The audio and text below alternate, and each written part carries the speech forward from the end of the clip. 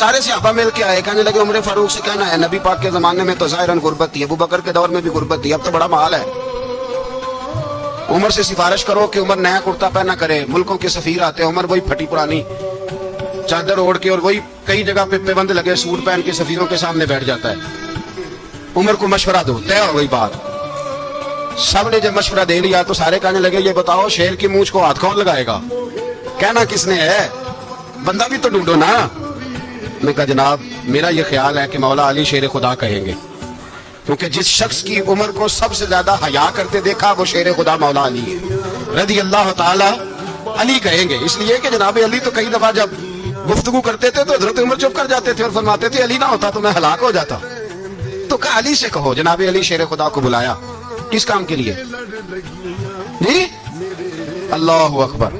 ये जरा आपने इस दौर पे इस बात को जरा लाका जनाब उनसे कहें कि ज्यादा नहीं, एक कुर्ता नया पहन ले, सफीर आते हैं वजीर आते हैं तो एक कुर्ता नया पहन ले।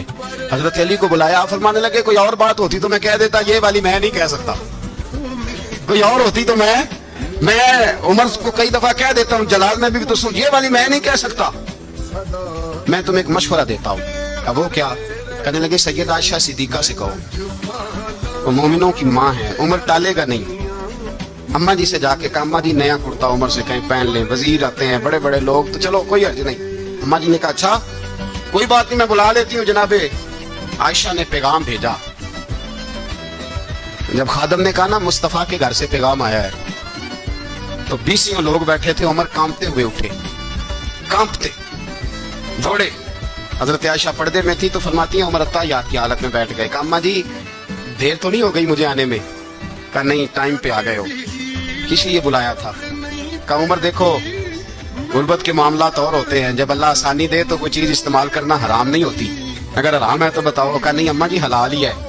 तो फरमाया फिर इतने सफीर आते हैं मुशीर आते हैं, अब तो मालिक गनीमत बड़ा आता है, ढेर लग जाते हैं मस्जिद में, तो चल एक नया कुर्ता तुम भी पहन लिया करो, और आप नया कुर्ता पहनोगे तो धाक बैठेगी गैरों पर।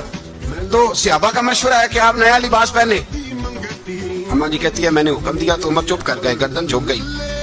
थोड़ी देर के बाद सैयदना उमर फारूक ने सर उठाया तो दाढ़ी पे आंसू गिर रहे थे, रो पड़े। कहने लगे पाक महबूब की पाक बीवी, जैसे हुक्म करती हो मैं हाजिर हूँ, पर मुझे वो वाला लिबास पहनाना जो मेरे मुस्तफा ने पसंद फरमाया है।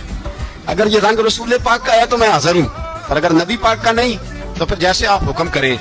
जनाब आयशा कहते हैं उमर रोए तो मैं ज्यादा रोई, मेरा पल्लू भीग गया आंसुओं से। मैंने कहा उमर आप जाइए।